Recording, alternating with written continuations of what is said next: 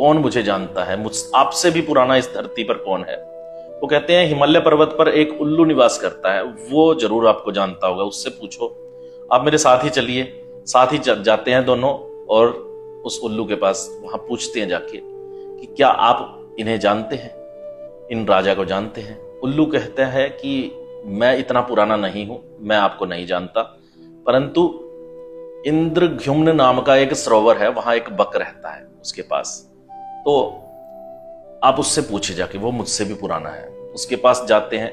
बक एक प्रकार का जानवर था, तो उसके पास जानते हैं। बक कहता है कि इसी सरोवर के अंदर एक कछुआ रहता है, आप उसको जाकर पूछिए, वो जरूर आपको जानता होगा, मैं तो नहीं जानता।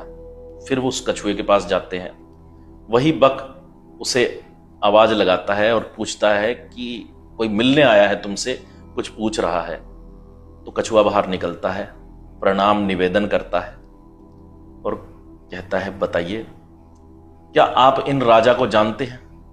कछुआ कहता है मैं इन्हें क्यों नहीं जानूंगा, क्योंकि इन्होंने पुरातन काल में इतने कुएं बावड़ी, इन्होंने इतने पुण्य कार्य किए हैं, पूर्व काल में तालाब बनवाए हैं, उसी तालाब में गौएं आकर विचरती हैं और मुझे आश्रय मिलता है, तो मैं इन्हें कैसे नहीं पहचानूंगा। तो मैं इन्हें अच्छे से जानता हूं।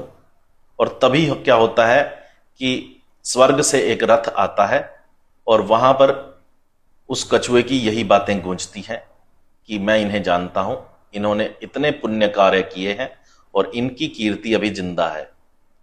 ऊपर से रथ आके उतरता है और उसमें एक देव पुरुष आके कहता है कि हे इंद्रद्युम्न, आप आइए और इस रथ पर निवास कीजिए, आपकी कीर्ति अभी जीवित है, आपको याद करने वाले लोग अभी यहाँ हैं धरती पर, आइए और स्वर्ग में निवास कीजिए। तो इंद्रद्युम्न स्वर्ग में फिर से चला जाता है। तो यहाँ इस कहानी से यही पता चलता है कि ग्रंथों में, पुराणों में लिखा है कि आपकी कीर्ति जब तक जिंदा है, जब तक आपको लोग याद कर रहे हैं आपके अच्छे कार्यों से, तब तक आप स्वर्ग के अधिकारी हैं।